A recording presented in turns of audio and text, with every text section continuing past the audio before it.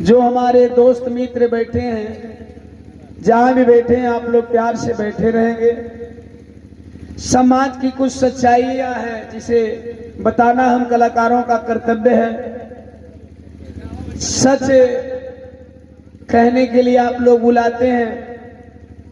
हमारे समाज में, विरहा जगत में कलाकार हैं, गाते हैं बहुजन समाज की। बहुजन समाज अर्थात SC ST OBC की, पहनते हैं बहुजन समाज की, मंच मिलता है बहुजन समाज का, और गाते मनुवाद हैं, जिससे मेरे समाज को 1% भी भला नहीं होता, सिर्फ मेरे समाज का नुकसान होता है।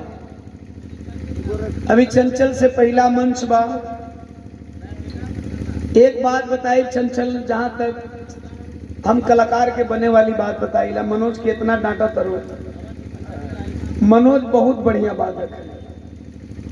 ये चीज के अनुभव करो कि दोस्त मनोज का बात, दोस्त तोहार बहुत बढ़िया बात है। कि दूसरी बात कि अगर एक कलाकार मेहमान के तौर पे अगर आप में आ जाता है तो बाई देव अगर वो मिस भी करता है तो उसको प्रेम पूर्वक लेकर के चलना एक कलाकार का दायित्व बनता है। इन चीजों पे अगर फोकस हो तो गायकी और ऊपर जाएगी और लोग समाज में बहुत सारा प्यार दुलार देंगे। तो इन चीजों पे फोकस हो। और कुल हिजड़ा उजड़ा गिनल कम करो, गिने लगू तो पूरा विरहा जगत हिजड़े हो जाई। तो विरहा जगत के हिजड़ा मत बनावा ना। आइए एगो सच्चाई से फिर रूबरू करावे जाते हैं। जो विरहा मैंने गाया है आप लोगों ने नेट पे देखा होगा, सुना होगा, और उस योगेंद्र यादव की कही हुई बात भी आप लोगों ने सुनी होगी। हर वक्त चाहता हूं कि समाज को सत्य से रूबरू कराऊं, एक सत्य से पुनः रूबरू कराने जा रहा हूं। आ भैया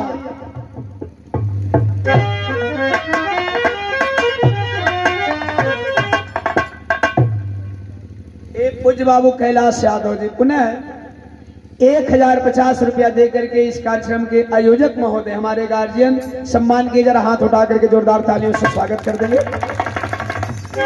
आइए हम जितना दूर आडंबर और पाखंड से जाएंगे उतना ही ज्यादा हमारे समाज का विकास होगा। और इसी के ऊपर आधारित एक विरहा पुनः मैं बताने जा रहा हूं। आज हम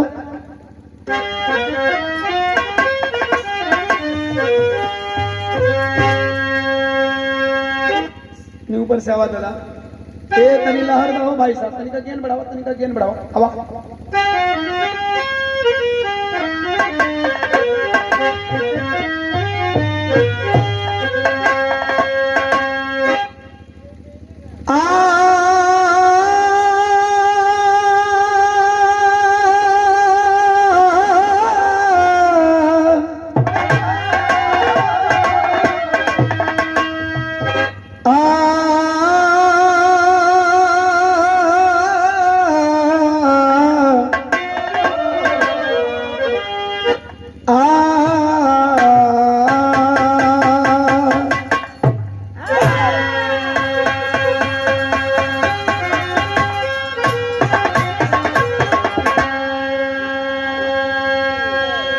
खेल जीवन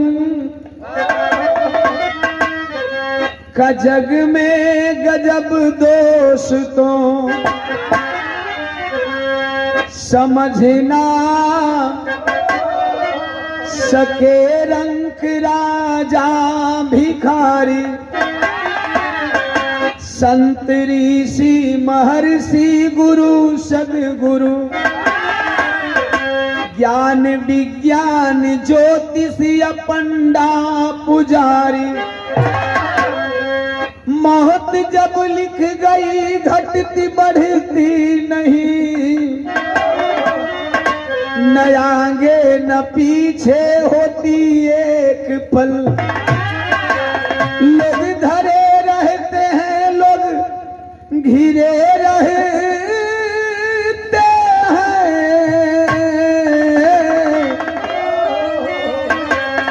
हंस उड़ जाता है वो बिखर लो अमल।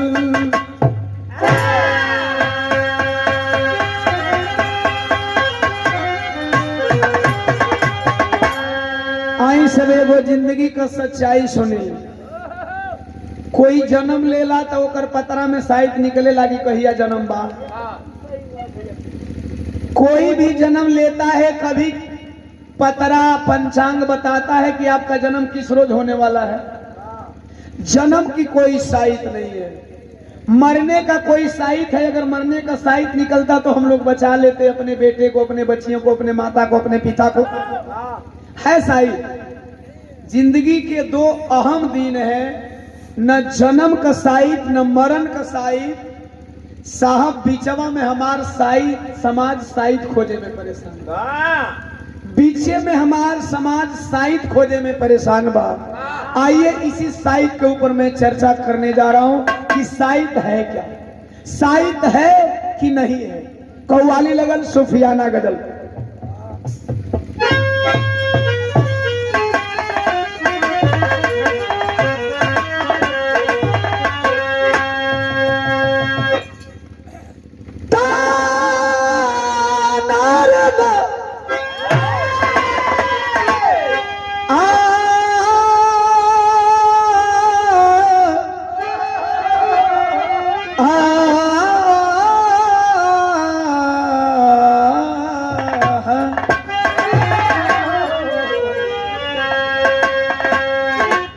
तेरी रहमतों का दरिया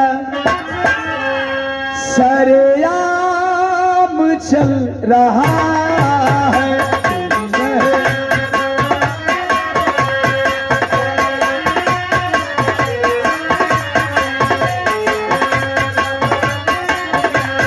तेरी रहमतों का दरिया सरेआम चल रहा है।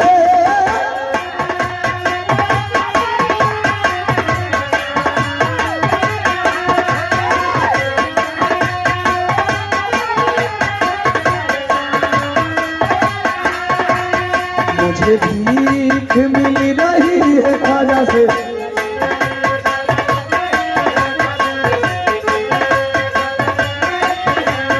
मुझे भीख मिल रही है तो मेरा काम चल रहा है।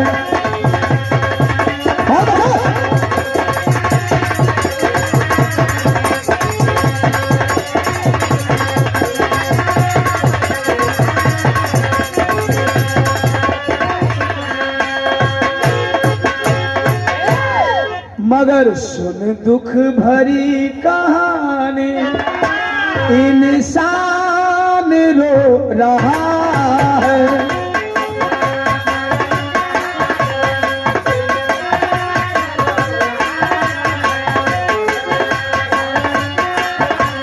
सुन दुख भरी कहानी, इंसान रो रहा है।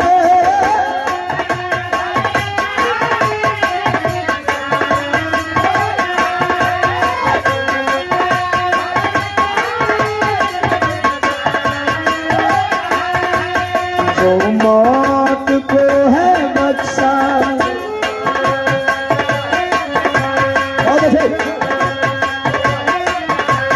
जो मौत को है बख्शा वो भगवान रो रहा है। जो मौत को है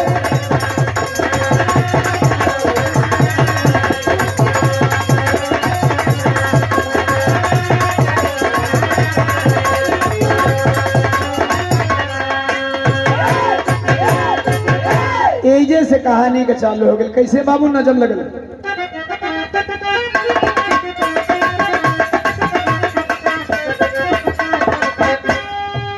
कहावत लोग कहते साइत से सुतार भाला, कामगर बन जाए तो बाभन से चमार भाला।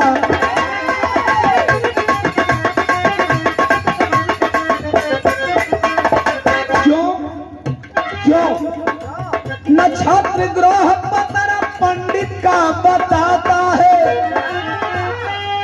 आइए सच्चाई पे आते हैं। अब वही क्रिकेट में वर्ल्ड कप होके वाला रहा, कोई गो ज्योतिषी न्यूज चैनल पर ई बतौल कि अब तो इंडिया मैचवा जीतते हो। बैठल एकदम हाथे में तकदीर लेके बैठल रहा, इंडिया मैचवा हार गई है। अब तू समझ न सकेला कि ज्योतिषी सही बतावे ना। अगर इन लोग का पतारा इतना तगड़ा रही तो कभी कभी पंडित जी लोग शादी करते हैं इनकी बेटियां फंस जाती हैं। पतारा देखने वालों की लड़कियां गलत जगह फंस जाती हैं, यानी शादी जहां करते हैं वो परिवार और घर अच्छा नहीं होता है। अगर इनका पतारा बताता तो पतारा में देख ना लेता कि जमुना के बिहाव करते हैं हमारे लड़कियां जो बर नहीं थे। तो नक्षत्र ग्रह पतारा पंडित का बताता है, दूर में बच्चा है पतरे में दिख जाता है।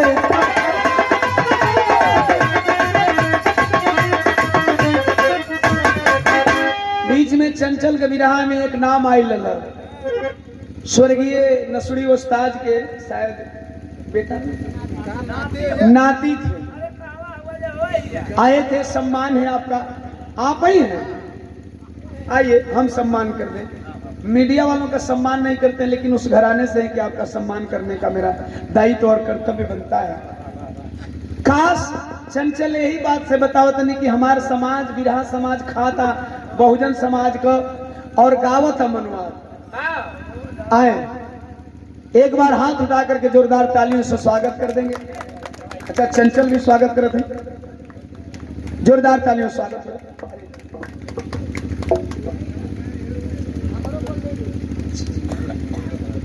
सम्मानीय हमारे बड़े भैया जय सिंह यादव बड़ा गांव से चैनल भी आप चला रहे हैं। चैनल वाले साथियों को मैं हिदायत दूंगा, ईमानदारी से चैनल चलाएं, ईमानदारी से टाइटल डालें, कलाकार जो करता है वही लिखे।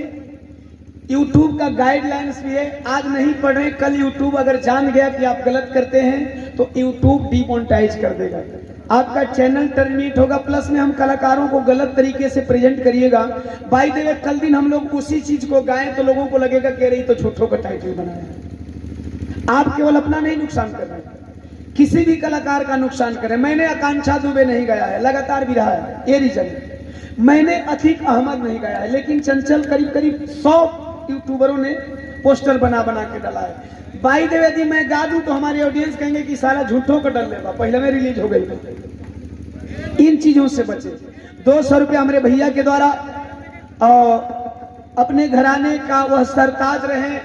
मेरा बचपना था, हमारे गांव में गए थे, मेरा बचपना था, मैं बिरहाउरा से बिल्कुल ताल्लुक नहीं रखता था। नसरी उस्ताद मेरे गांव में गए थे।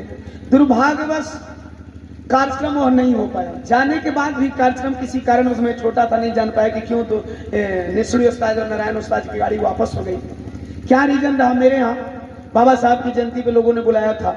अगर काश हमारे समाज के हर कलाकार अगर इस चीज को बताए होते, अब तक मेरा समाज एक मंच पे हो जाता। ये करने की जरूरत है। हमें किसी का विरोध नहीं करना है, सच बताने की जरूरत है। हम किसी के विरोध के लिए नहीं आते, आप समझिए। अच्छा 200 रुपया चंचल बाबू के लिए भी आपने दिया। भैया के प्रणाम। उपस्थित जनसमूह के कोट कोट सन्मान। आपका चैनल भी है, चैनल आप लोगों का खूब बढ़े। जो ईमानदारी से चैनल चलाते हैं उनका चैनल खूब बढ़े, जो बेईमानी से चैनल चलाते हैं उनका चैनल भस। बात साफ साफ हम एकदम क्लियर कट बोलते हैं। और आगे वाली लाइन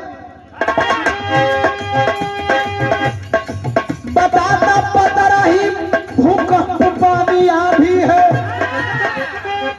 साहब पतरा में बहुत कुछ लिखल बा। पतरा में लिखल बा कि कौना लगन के दिना कौन ज्यादा पानी बा आंधी बा, तो उससे बढ़िया पानी आंधी के दिना लगन नहीं रखाई, दूसरे दिन रखाई। जौना दिन खूब लगनिया निक रही वही दिन आंधी आई। तो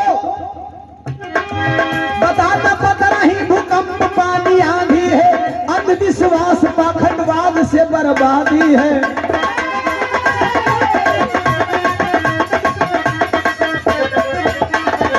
लगन का शुभ साहित्य भी रखाए पतरा से, लगन का शुभ साहित्य भी रखाए पतरा से, शुभ मुहूर्त भी बचा न पाए खतरा से। राजो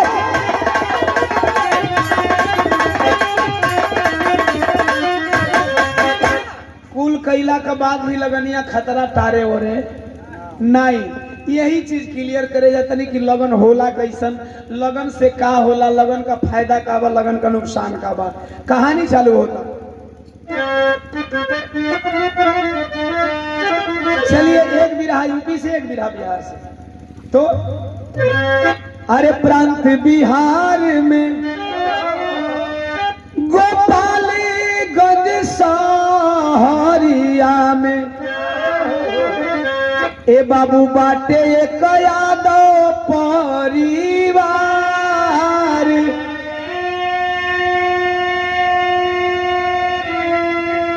अरे मोहन यादव जी के ए बाबू चंपा गुजरिया। अरे बेटवा गोपाल होनहार।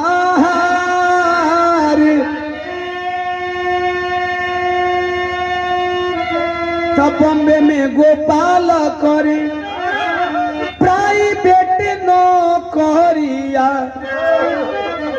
पापा करे शादी के विचार। ए बाबू गरिमा गुजरिया। अरे रमेश यादव बेतिया के तरा धरू भी बिटिया कुआर। ओही राधा का शादिया अरे गोपाल संगे तय भैली। तम चलबा खुशी के बाबा छार।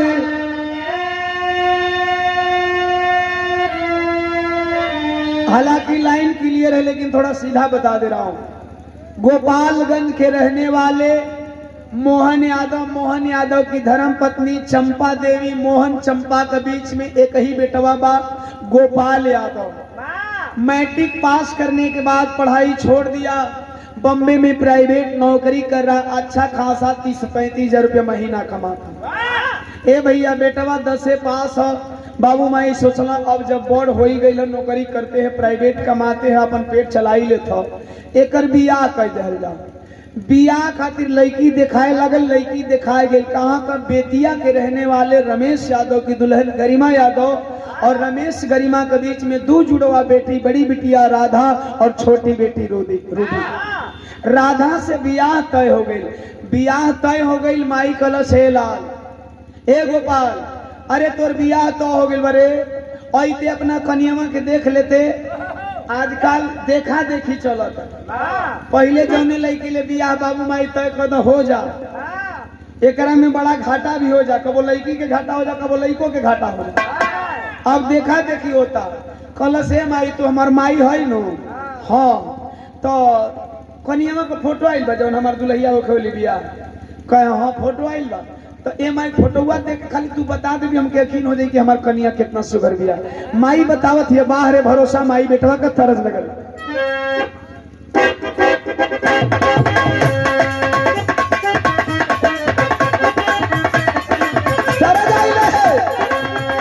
तेरा सजना संवरना, लेकिन ये छोड़ दा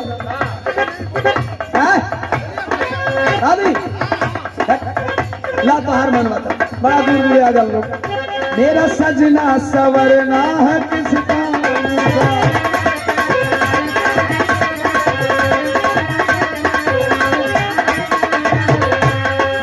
अरे माला जपते हो तुम औरों के नाम का,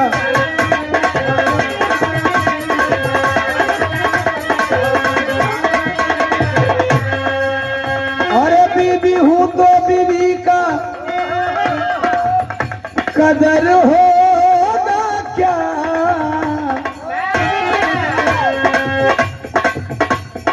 यही जे बिरासी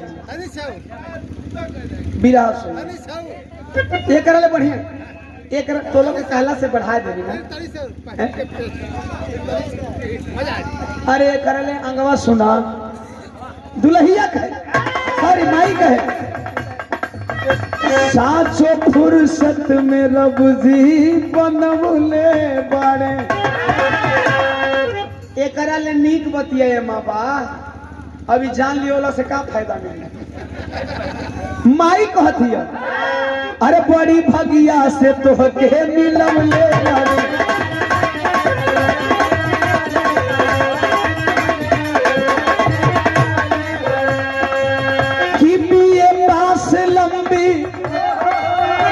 सुघर गोरी दुलहिया कोनिया सुपर से ऊपर लाखों में एक जोड़ी बा दुलहिया। जाने ला पावर ब्रेक रहे बिरहा का बात हम चाहिए तू लोगन के हेमा घुसल है के ही तरह हमेशा प्यार दुलार देते रह लोग। कलश बेटा रे लाखों में एक है, कलश मतलब तब आई बतावे। कहे आई घरवा तयंगना अंजोर होई हो। बेटवा कलश माई रे तू कहत है हमर मौगी टुबलाई थी कहा रे। ट्यूबलाइट जे कम पढ़ल लिखल है ट्यूबलाइट ना कहाई ना, ट्यूबलाइट कलश नहीं कंगवा बता तो कहता। सुघर सागर दिया सगर सोर होई हो।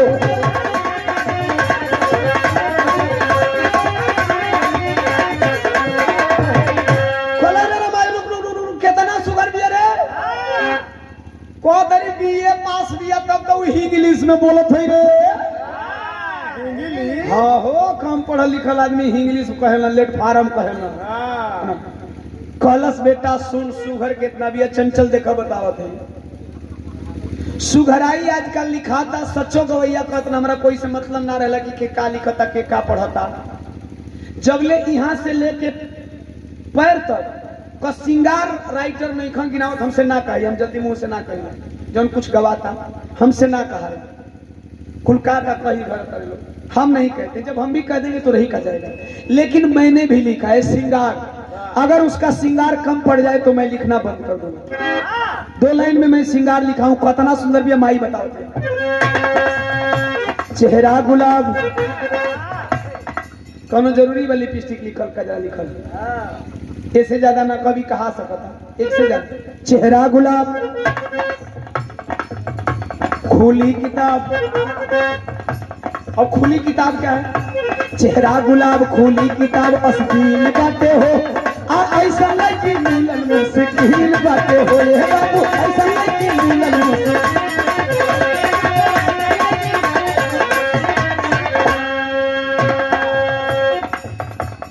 एक लाइन और माई कहती है खाती भोजपुरिया अरे मिलल छोरी बा। अरे बोलिया में एकदम रस वेला। आप घराने से भैया सिंगार होकर कम पड़ल? सिंगार कम नहीं पड़ल ना। अरे यार खोल के रख देबो तो सिंगार मजा ना दी।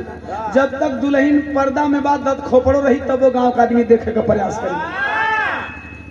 काहे न कर घूंघट उगड़ला के बाद पांचा माती दांत लोग पर्दा खत्म सिंगार और खूबसूरती खत्म।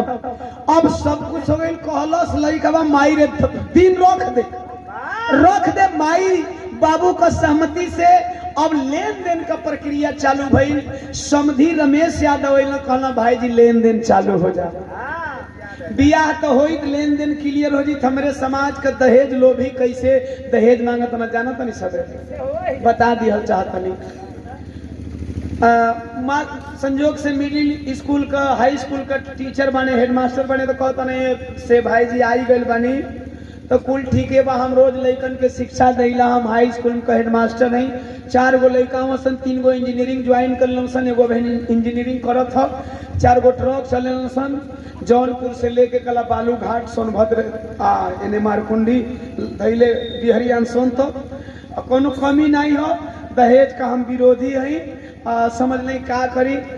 परसों दिनवा आयल रह तिलकहरू कहाँ से जलालपुर से जलालपुर से आयल पता नहीं सारे आयल हसर के ना आयल जलालपुर से तिलकहरू आयल हम मंगनी नहीं तबो का कला की एगो बंद बड़ी गाड़ी देत रहो समझ लो। अगर बोलोरो देत हुई तो 14-15 लाख रुपया, अगर स्कॉर्पियो टॉप मॉडल दी तो 24-25 लाख रुपया, अगर बाई दे खूब शौकीन हो फॉर्च्यूनर देत हो तो 50 लाख रुपया। लड़का का 2 भर का सोने का सिकरी देत रहा, कुल अंगुरिया में कोई अंगूठी लड़किया का गहना बनावे का जिम्मेवारी ले रहा, यानी मिला जुला के अगर स्कॉर्पियो ले जा तब वो 50 लाख रुपया का ब्यौरा बना देना, ससुर के दहेज ना चाहिए। एक करीबान कहता हूँ कि तबो लड़कवा का मामा न माना कह दे अब कम पड़त कारे भैया कैसन कचुआई कबो हुच्चा मार देनी चपक के करिए।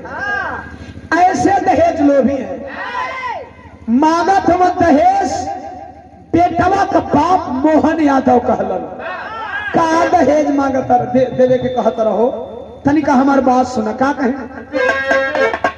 बढ़ो भाई बढ़ो और बढ़ो, आओ मेजा लगाओ। पिया बिना देहिया अरे पिया रहीली सुनरे सखिया, पिया रहीली सुनरे सखिया, आया बहिले गमनवा नाही रहीली सुनरे सखिया।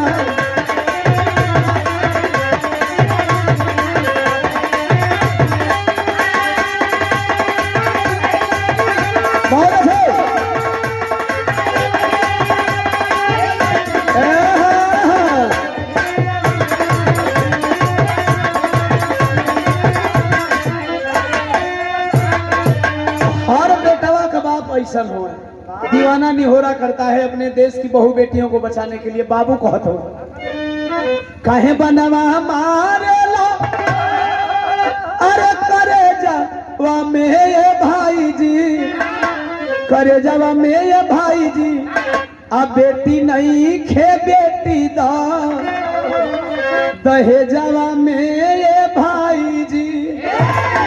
बेटी नहीं है केवल आप अपनी बेटी दे दीजिए, आपकी बेटी ही दहेज है, दुल्हन ही दहेज है। बहुत देता रहो बिटिया का संगे संगे तू बहुत देता रहो। बेटी का बाप रमेश यादव कहे का देता नहीं तब गिनावत हुआ तनी सुनी सबे। हमारा घर के लक्ष्मी के तू ही पढ़ावला। आज के दौर में एक बेटी का बाप अपनी बेटी को देश के दरिंदों से, देश के इज्जत के लुटेरों से बचा करके आपके घर की बहू बनाने लायक रखता है, तो ये किसी दहेज से कम नहीं है। पूछिए जा करके उस दामनी के माँ बाप से, क्या उसके दरवाजे पे बारात आई क्या? पूछिए जा करके मनीषा के माँ बाप से, क्या वो किसी की बहू बनी क्या? एक बेटी का बाप अपनी बेटी को बचा करके आपके दरवाजे की दुल्हन बनाने के लिए रखता है, दहेज से कम नहीं है। कह रहे हैं बेटा का बाप हमारा घर के लक्ष्मी के तू ही पढ़ावला, आ गुंडा बदमाश बलात्कारी से बचावला।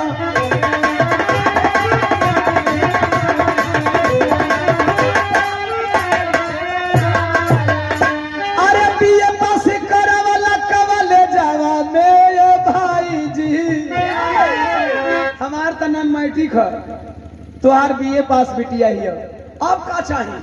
कलम बाहरे भाई जी गजब आदमी हुआ, हम तो चाहब कि तोहरे मातिन हर बेटवा का बाप हो जाए। कहे तब दिन बदानी धरा जा तो सबसे पाखंड में लिप्त हमारे यादव समाज में सबसे, अगर पाखंडवाद जिंदा है देश में तो यादव समाज। अब कुल ठीक हो गई, बियाह का दिन रखे खातिर पंडित जी जरूर आई। अच्छा ये बताओ पूरे लॉकडाउन में पूरा लगन कैंसिल हो गया, तू लोग के नहीं समझ में पंडित जी का पतरा कितना साँच बतावेला। पंडित जी का पतरवा के लिख दे कि चाहे तरह की लॉकडाउन वाला था, बाजा वाजा मत करो, जब बयाना फंस बिरेहन के 10-10 20-20 रुपया न दे फंस फसल नु। कुल उदाहरण बा ये अंधविश्वास से दूरी बनावे खातिर। पंडित जी अला चंचल दीवाना बिराह गई, तू 4 मिनट 10 मिनट बीत जाई तब 10-20 रुपया लेके लोग आवे ना, पंडित जी के पतरा उलाटे से पहले ही डर कमारे 500 रुपया धई के लोग गोड़ लागत हो। हे बाबा तनी देखिए लगनिया बढ़िया रखियो। अच्छा पंडित जी पतरा उचारे लगना तब तरस लगे।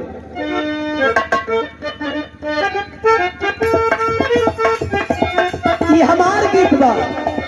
कोनो दुल्हन अपना दुल्हा से कह दिया बाटे खुला दरवाजा कोरी बंद राजा जी।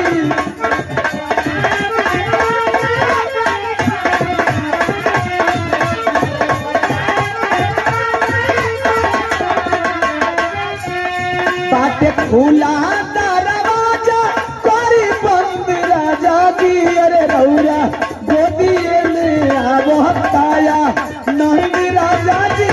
रौरा गोदिए में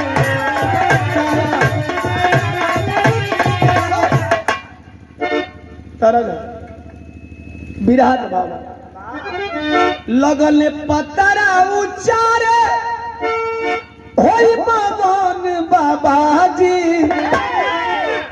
कहल मई में बा बढ़िया। अरे लगन बाबा जी कहल मई में बा बढ़िया। ये जे बात फंस गई। गोपाल के बाबू मोहन कहल ए बाबा मई मत देख लइकवा के 1 महीना बाद छुट्टी मिली 1 महीना का तनख्वाह रुक जाई ओकर। आज जून देख ला बाबा पतरवा अगर जून में कुछ कहत हो तो पंडित जी कहना जजमान सुनावा। देखो अब जजमान के हिलावत हो जज मान। हमार पढ़ल लिखल LLB समाज जे LLB कैले बा जे के जज बने का राइट्स बा शिक्षा के आधार पे वो 5 लड़का के जज मान लेला। जजमान चुनावा जजमान चुनावा कहे बाबा कोनो गड़बड़ का कहे जजमान चुनावा में पतरवा खुनवा बतावा था। यादव जी के बिटूर के हेतनी हो गई। कहला नहीं जब चुनाव में खुनवा बताओ तो तब मईए में देख लो ना। वो 30-35 हजार गोली मरलस हमारे लगन शुभ शुभ बीते के चाहिए ध्यान देंगे। दिन रखा था अब मई में कौन तारीख रखा था? अरे तिलक के तारीख जजमान रही 12 अशुभ विवाह रही डेटवा 18।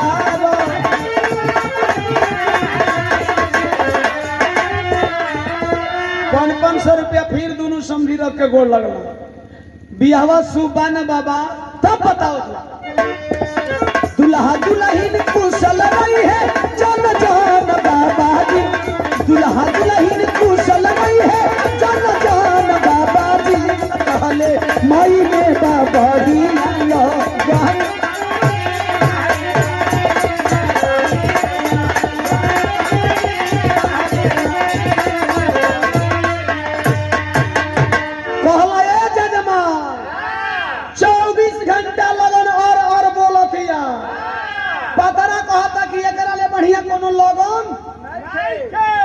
फंस गए यादव जी। दोनों यादव जी फंस गए। कहना ठीक है बाबा। पतरा से दिन धराई गई दिन नियरा गई तिलक चढ़ गई बियाह का दिन आयल बा। बियाहे की देना बारात विदाई होता तब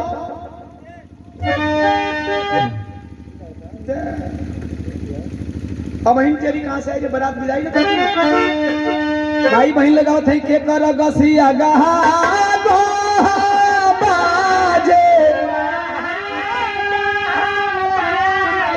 अरे कौन दुलरू बियाह न जा। बारात विदाई हो गई। चंचल बारात पहुंचल लड़की के पक्ष में। लड़की पक्ष गावत था अपन खोरिया बा हराए फलाना बाबा बा आई गईले दुल्हा। एमे एक लाइन और लोग आवेली। अरे खाए के मांगे दुल्हा पूरी मिठाई। अरे तुम लोग बोलो। अरे लड़ने के मांगो माया। द्वार पूजा भी लागल दल पूजा आई जल्दी जल्दी बारात लगावत है। ना लगन तो शुभ है लेकिन हमें जल्दी है। डल पुजाई पर बारात गई, जब डल पुजाई पे सब लोग गए तो माई बहन लोग आवत थे। अरे टीका वाली ही आईला भासुर डिबिया में मुनि के खोली के देखावना तो गाड़ी दे चुनी के। अच्छा गोल बदल गई, दूसर की गोल गाओ थे अजी जरा टारच, अरे जरा टारच दिखाओ मैं डाल देखूंगी जरा टारच। आजकल मतलब मरकरी ट्यूबलाइट ना होके, हाई कुल वेपर लाइट ना होके, एलईडी लाइट ना होके, पहले टारच से दुल्हा दिखा ले, डाल दिखा ले। एकरी में एक गोल गावत था, अरे सुई डोले, अब गाड़ियों ने गाता कि सुई डोले, अरे सुई डोले कलाई पीछे घड़िया में सुई डोले, तो दूसरी गोल उठ गई। अरे दुल्हा का बहिनी हजार करे जाली, बाजार करे जाली, हजार करे जाली, सुई डोले कलाई में घड़िया में सुई डोले। ये पुअर की मूवी गाड़ी का वाली सब जनन के 500 चाहेला भैया। यह कुल हो, यह कुल हो तब तक से अचानक डाल चढ़त चढ़त कुछ ऐसन भइल कि कवि जी अब पतरवा फेल करे जाता, पतरा का साई फेल होके जाता टेरी में। अरे तवले पंडित का पतरा फेल हो गवा, ए भैया पंडित का पतरा फेल हो गवा। हुआ है मंगल बीच ये मंगल वाला खेल, हुआ है मंगल बीच अमंगल वाला खेल। पंडित का पतरा फेल हो गया। क्या हुआ? डाल चढ़त मोहन यादव को मोबाइल पर मिली खबर, डाल चढ़त मोहन यादव को मोबाइल पर मिली खबर, सर्पदंश से मरी है चंपा, जहर का ऐसा हुआ असर। बकसा खुलल है, डाल चढ़त तो जवन नीक जबुन हो। अचानक मोहन बाबू को फोन घनघनाइल उठावत वहां, हेलो गीत गवात है, सुनात ना है, दूर हटना कहना के बोलत रहो। हेलो मोहन भैया, हाँ कोई हो ना ना कहना ही सुनात ना, तनिका दूरे हट गए। डाल चढ़त हो, कहीं स्पीकर पर ना कैले हो, नाई कोनो गड़बड़ी बका हो। कहा गोपाल कमाई मर गई, कैसे हो? ए भैया संजिया का अन्हारे घरे पत्तल निकाले गई ही, पतलवा में सांप छुपल रहा, काट देवे हमन बड़ा झरवैली, जब कोई नहीं जा बचली है नहीं। ध्यान दें, इंसानियत, मानवता, रिश्तेदारी, तीन चीज मैं दर्शाऊंगा। विरह केवल मेरा मनोरंजन नहीं होता है साहब, बहुत कुछ एंगल होता है। इंसानियत, मानवता और रिश्तेदारी निभा रहे हैं। पत्थर रख कलेजे ऊपर मोहन यादव रखे मान, पत्थर रख कलेजे ऊपर मोहन यादव रखे मान, शुभ विवाह संपन्न कराए, पूरा कराए सिंदूरदान।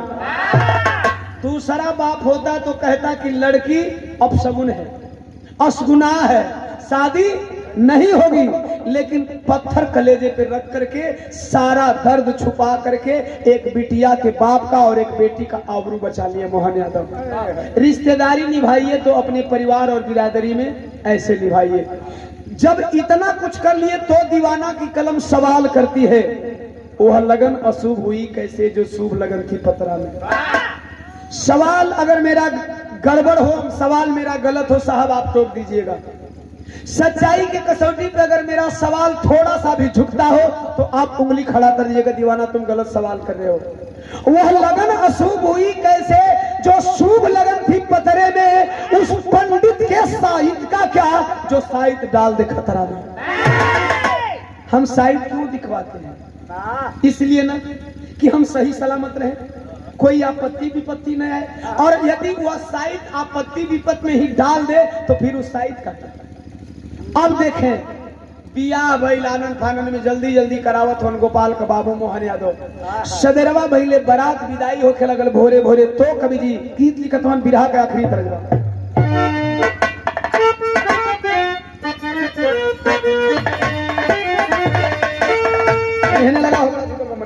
लगता है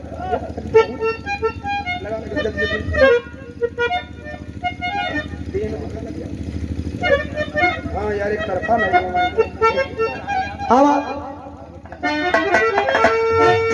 हाल क्या है अज दिलों का। ये आप लोगों के जवानी के गीत गा रहे हैं, हमारे घरी जन्मों ना भाई कि हाल क्या है अज दिलों का न पूछो सनम। कि हाल क्या है दिलों का न पूछो सनम। आपका मुस्कुराना मदद डाला। हाल क्या है दिलों का।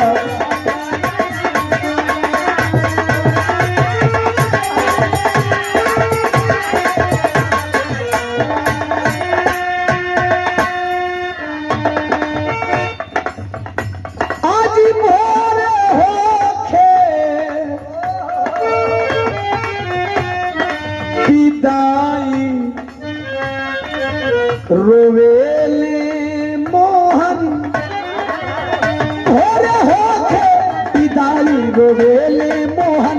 एक बार डोली सजी एक बार थी सजी भोरे होके विदाई।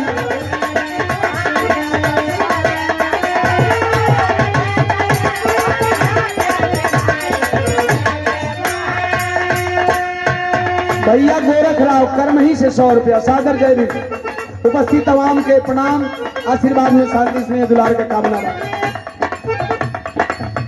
दुल्हा दुल्हन के पीछे बाराती चले।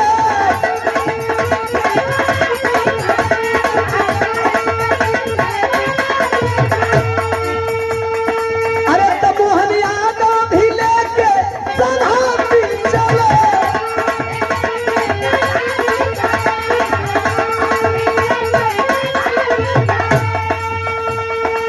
बरतिया विदाई हो गई। मोहन यादव इतना रोवत होन की लड़की पक्ष के लोग देखना करना बाहर ऐसने कोई के जे जवना बिटिया के मिले ऐसने ससुर मिले। बेटी के विदाई के तरह रोत हो लोगन के पता ना कि इनके दिलवा में दर्द कौन है। वो तो ई सोच सोच के रोकत हो कि ई पगली हरिया से डोली पर चढ़ के जाई और जौन सास के मांग बहोरे की चाहिए ओकर कंधे पर अर्थी उठाई। ई सोच सोच रोत हो। कहलन समधी भाई की भात खाए का दिन रख दी लगल। भात खाने का दिन रख दीजिए रोवे लगल। फफा क्या आप दर्दिया कहत हो। कहलया ना मातम में समधी जिले के कफन।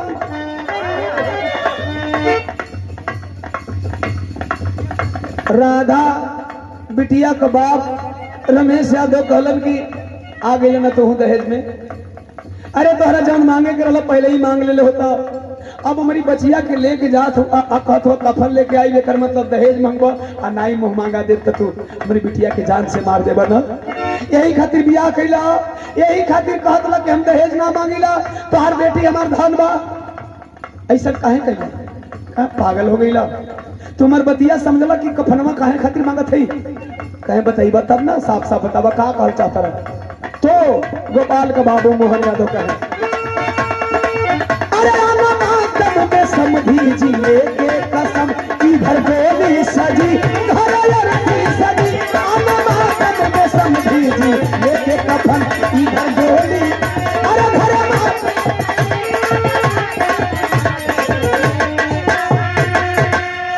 कहला नहीं गल्ला हई काहे रोवता नहीं।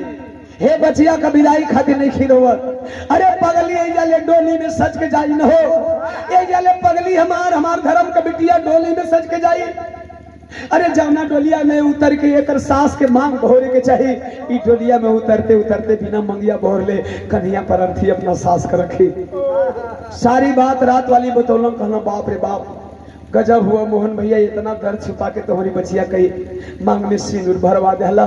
चला आगे चला हम अपने हित मित के विदाई करके आवत है भैया। जब बारात चली है मास्टर अब इन 24 घंटा नहीं बीतल हो साहब। बता रहे हैं, इस ढोंग ढकोसला और पाखंड से आप लोग ऊपर उठ करके सोचिए। भजन का बेतिया से कुछ दूर दुल्हा दूल्हा हिल के गाड़ी,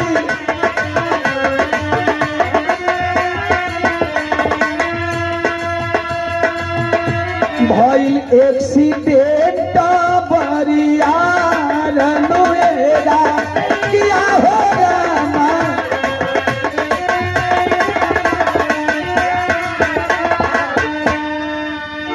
अच्छा, एक्सीडेंट का नतीजा का निकलल? अरे मरल दुल्हनिया टूटला दूल्हा हाथे बहिना रे।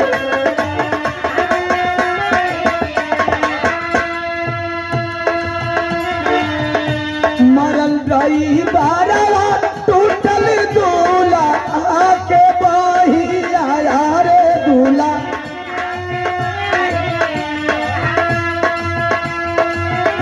राधा गईली सरगावा सीधा रनुएरा।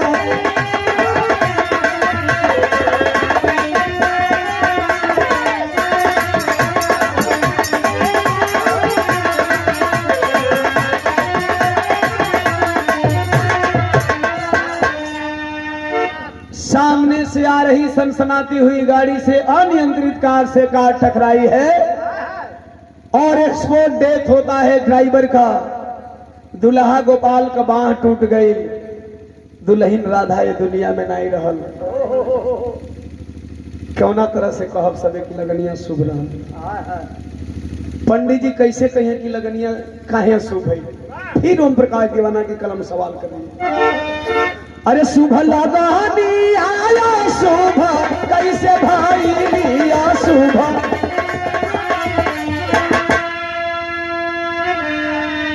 रोवल बानई हर सासु रनुएरा। नैहर में भी मातम और ससुराल में भी मातम। आए पंचों, इन्हें भागल भागल आनंद फानन में आवत हो रमेश यादव देखल कि दू गो अर्थी लौटावल केकर अर्थी लौटावल बा। कभी जी भाव लिखत हवन, पहपट लगल। अरे भइल बा मऊतिया शुभ सैदिया छतिया फाटेले। ए बाबू भइल बा मऊतिया शुभ सैदिया छतिया फाटेले। अरे झूठ बापा तारा पंडित वाली बतिया छतिया फाटेले। बहुत अच्छे।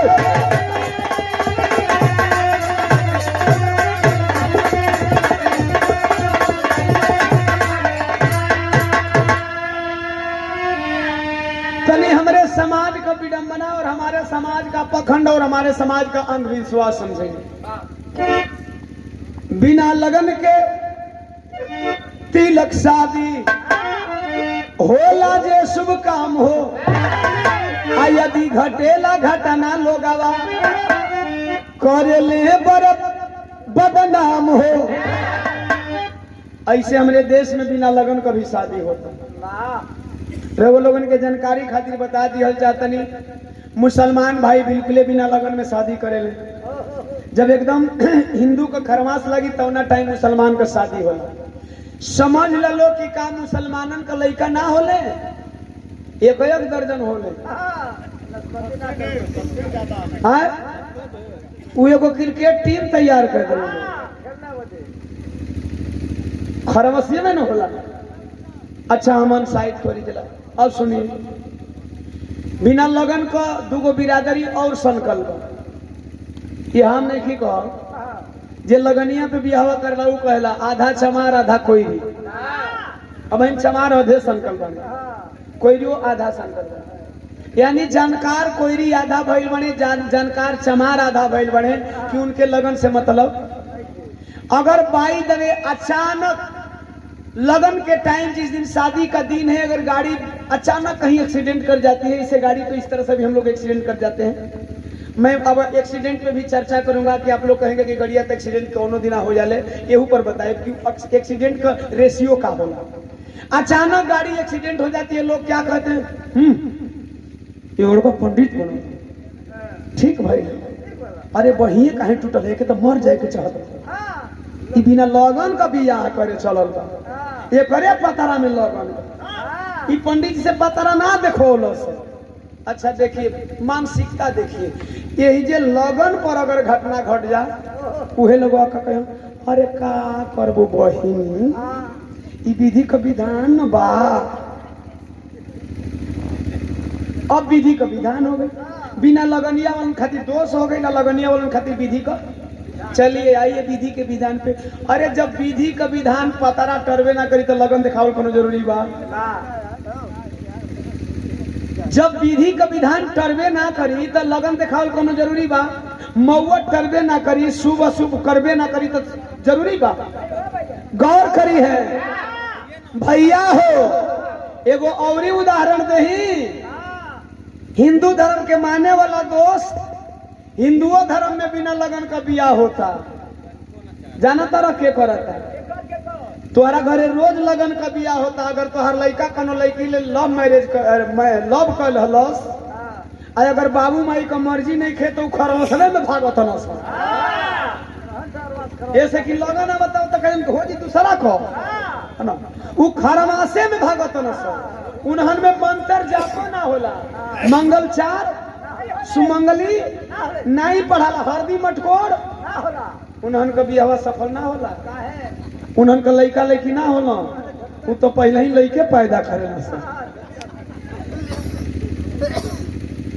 कहने का मतलब इस पाखंड से उबरिए, इससे हटिए, इससे हट करके फायदा क्या होगा मैं बता दूं। यहाँ बाबूजी विदाउट लगन ये डेट रखा गया है, और भी मैं जो एक डेट केवल खाली था अप्रैल में, फिर भी बिना लगन का है तो मैनेज में करके आया। अगर यही लगन होता तो बिना 30-35 से नीचे हम होती ना।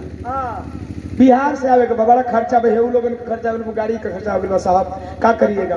गौर करेंगे लेकिन बिना लगन से फायदा का होला, लगन पर नुकसान का बा, लगन पे फायदा का बा, ई सुनी सबे। अरे जन्म मरण होले कवन बखतिया छतिया फाटे, आजा तारा पतारा पाखंड वाली, अरे बतिया छतिया फाटे ले। कहेंगे लगन से फायदा का बा, लगन के दिना एक्सीडेंट होने का चांस 90% लिख कर ले लीजिए, और बिना लगन एक्सीडेंट होने का चांस 10%। आप बताइए आपके लिए 10% फायदेमंद है कि 90%? अब 90% भी क्यों, तो खुदरा में बता दूं क्या? खुदरा में बता देता नहीं। जवन लगन तगड़ा रहला साहब, सब लोग बारात में गाड़ी करता, आजकल फैशन बा। कोनो लगनिया पर टूटही मैजी को न मिलेगी सर। कोनो लड़का का बाबू खोजता ना कि कम से कम से कहूँ दुल्हो लायक मिल जा, दुल्हो लायक मिल जा, है ना। पहुँचना सिरकोनी ना मिलल, जलालपुर पहुँचना, जलालपुर ना मिलल, पिंडरा पहुँचना, पिंडरा ना मिलल, है ना। सगरों घूम घाम के अपन देखत हन पहुँच गए मेन सिटी जौनपुर में। अब जौनपुर गाड़ी मंडी में ड्राइवर एक ही खड़ा है लेके मैजी खटार रहा, वो खाली बाबू का मुंह का फेफरी देखे चिलस की गड़िए करत आवत हो। कहे बाबू पा लगी, हाँ पा लगी। खुसरा बाबू गाड़ी खोजत हो ना, कहे तू कैसे जा रहा है? कहे तोर चेहरा बताओ कि तू गाड़ी खोजत हुआ, है ना। कहाँ बेटा? हाँ तो कहिया खातिर? हाँ तो 12 मई के। कहा चाचा 12 मई के तो बड़ा कड़ियर लगन बा, कहाँ जाए के बाद? हाँ तो जाए के बाद जौनपुर से मोहद्दीनपुर, है ना। कहा अच्छा तो ऐसा ना कि हम जौनपुर से ना शाहगंज का बारात ले बानी, है ना। चाहे खेता सराय, शाहगंज दूर हो जी, खेते सराय खेता सराय का बारात ले बानी। बाबू कहत गाड़ी वो दिन को खाली नहीं किसन, खेता सराय वाली उतार के आई तो तोहके ले जा। कहा अच्छा मन मार के खेते सराय टाइम से आज बना, हाँ टाइम से आज है। अब बारात वाला है लेट हो गई। अच्छा एने ले पड़कौले गई, उहो कौन मैं देखिए जौना में 4 बेरी ब्रेक मारे तो 1 बेरी धरे, दौड़ा तर कुदौले। अच्छा खेता सराय छोड़ के उतार के आवत है, अब पकड़े के बारात, है ना। तौले चौकिया धाम का तीर, वहां पर जाम लागल है तीनों ओर से, है ना। अब मारत है कम से कम पूर्वांचल विश्वविद्यालय के से सिटी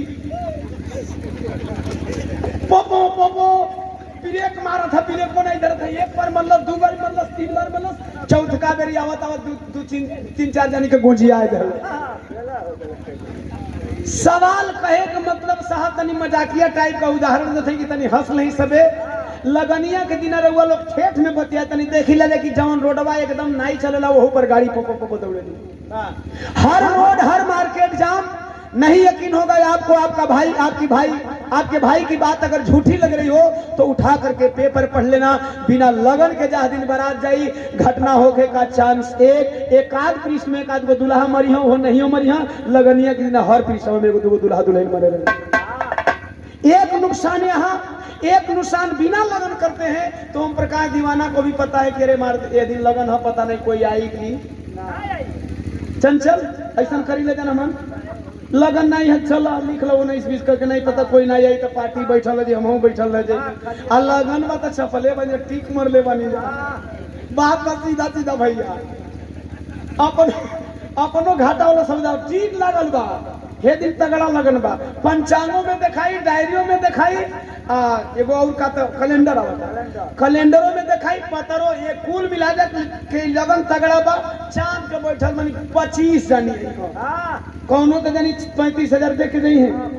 यही बिना लगन की शादी होगी, वही में ओम प्रकाश दीवाना और चंचल दोनों हो जाए।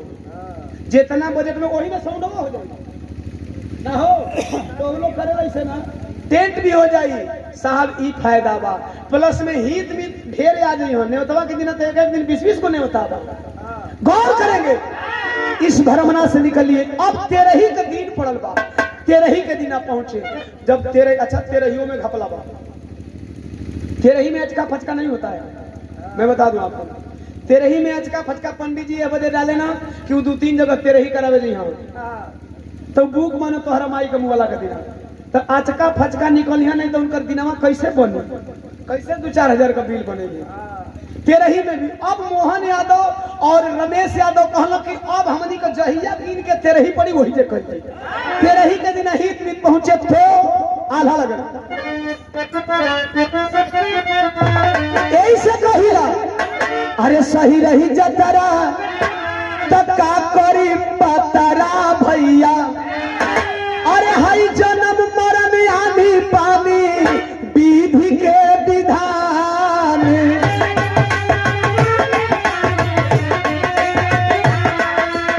अरे बिना पंडित 13 दिन पर रखले 13 मोहन। अरे गोतिया दया दयाले हित में हमार।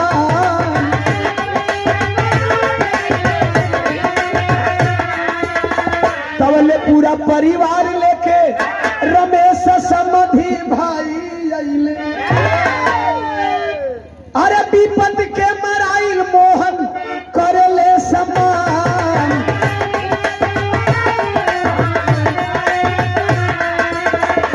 होते बिहनवा हित अरे मीत सब विदाई मांगे।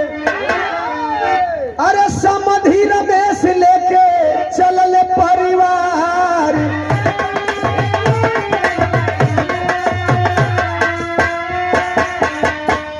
भैया हो ए बाबू बिरहा 1 मिनट और बचल बा सुनी सबे। पूरा हित में सवेरे विदाई होके लगलन। रमेश यादव वन रिश्ता बा। रमेश यादव के देख के फपक फपक के गोपाल के बाबू मोहन यादव रो लगलन। कहला भाई जी जात हुआ, अब जात हुआ ना, अब सब कुछ मिट गई, अब हमारा तोहरा बीच में कुछ न रही। मन करी रिश्ता चला लिया, नहीं मन करी मत ही। कहला इतना काहे दिलो तोरा, काहे रो तोरा? कहला रोई ना तो का करी हो। अरे हम अपन जिंदगी का खुशी जनली, हम अपन जिंदगी जी लेनी। हम पगला के देखा तरह बैठल भाई बहुत हवा लेके ना, अब पर बियाह ना होई। हम तो तोहर बचिया के डाइन चबाई ना कहनी, लेकिन अब हमारा बचवा के लोग डाइन चबाइन कहियन। हमार बचवा के दिल करो ना आयन। उभरल जवानी यही तरह बिताई। कला मतलब का हो, इतना बड़ घटना हो गई। सब ये कही कि लइकवा बहुत बदनसीब हो। लइकवा असगुना हो झरझर झरझर असिया बरसत हो। रमेश यादव समझावे लगलन, सुना एगो हमार बात सुना, कहे कहला बरसत अखिया से अरे पोछ तू पनिया भाई जी, कहला ना भी आंख कया सुना सुखाई। अरे बचवा हमारा सामने आजीवन कुंवार रही, हमार बचवा की जिंदगी कैसे बीती हो, कौना तरह से अब हम अपना अखिया कांसिया रोकी हो भाई जी। तू जा, मन करी रिश्ता चलैया, मन करी मत चलैया। हम मन करी रिश्ता नहीं चलावे खातिर बात नहीं कहत हई, हम कहत हई तू अखिया कांसिया पोछ ल। कहे कौना नाते पोछी, के बा पोछे वाला? काला सुना हम बताओ थे।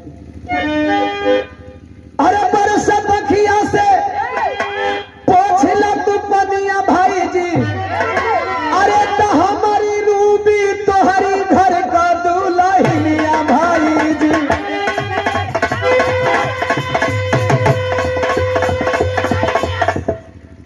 रिश्ता ऐसा होला है बाबू, रूहें कांप जाती है कभी कभी कुछ बात सुन करके। रमेश यादव कहलन कि अरे यार हमारी दुआरी पर तो हमारी बचिया का सम्मान रखला, तू चाहता तो वही दिन पर हाथ लौटा ले होता।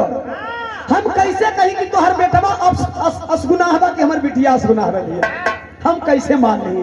देखल जाई बड़की बिटिया राधा से मात्र 5 मिनट का देरी परी बचिया हमार भइल रहे, ज्यादा अंतर नहीं हो।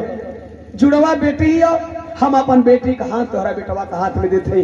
अगर तू हमरे दरवाजा पर रिश्ता निभौलो तो हमरो फर्ज है कि हम तोहरे दरवाजा पर रिश्ता निभाई। साहब रिश्तेदारी ऐसा होए के चाहिए।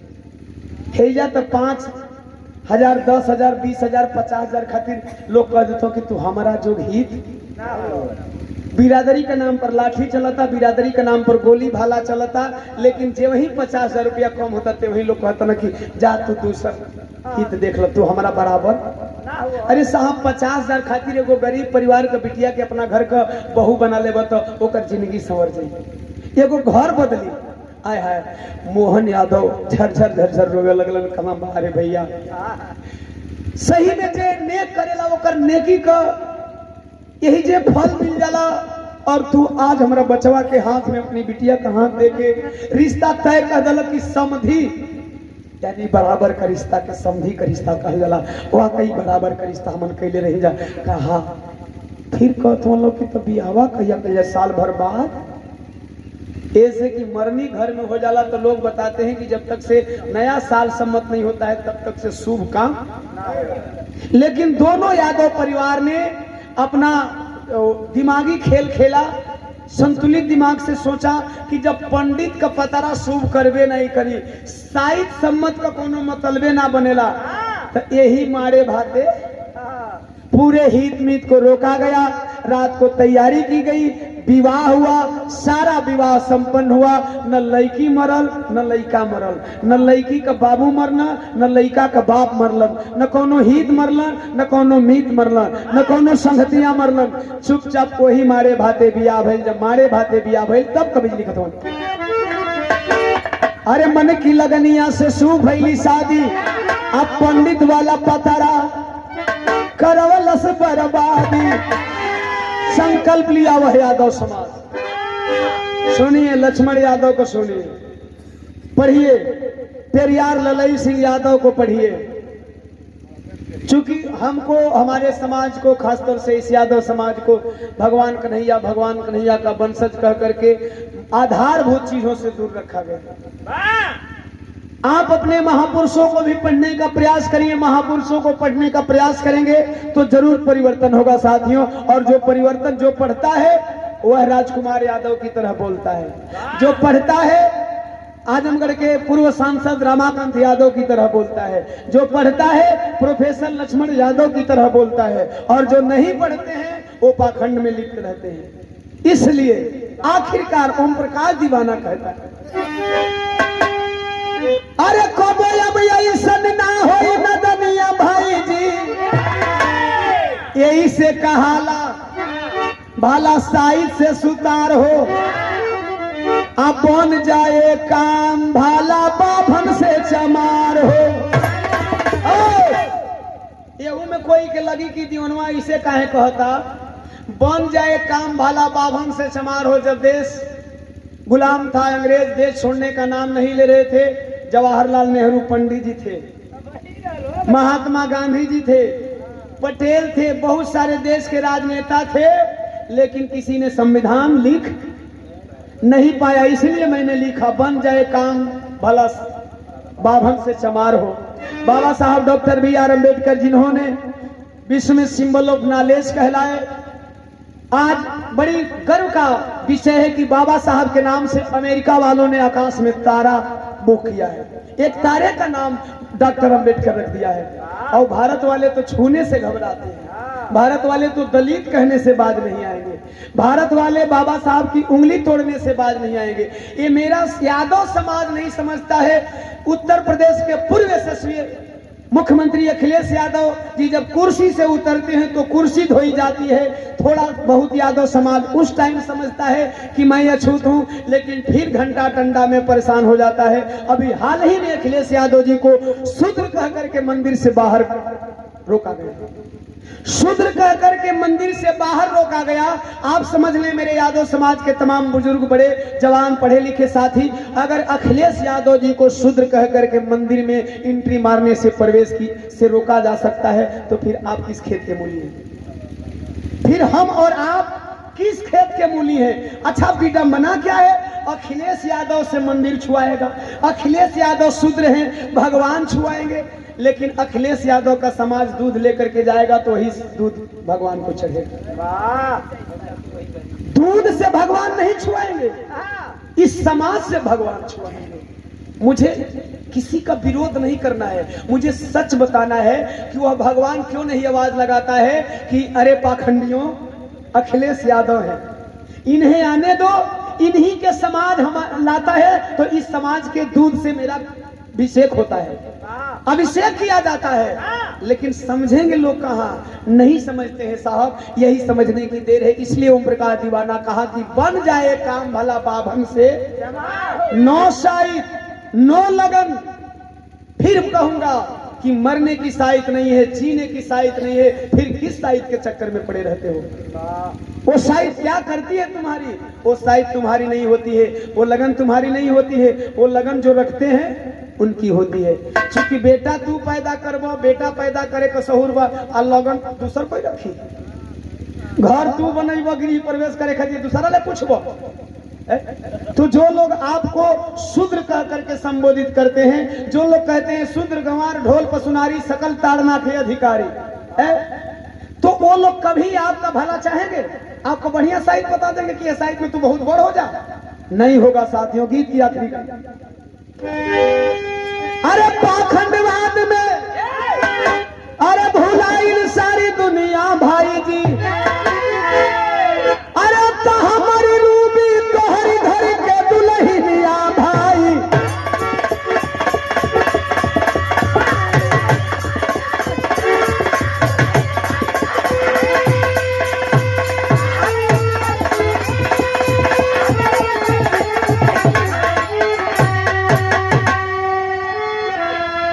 बुद्ध छत्रपति साहू फूले कह गए बाबा भीम, कवि सुरेंद्र यादव कहते ब्राह्मणवाद अफीम।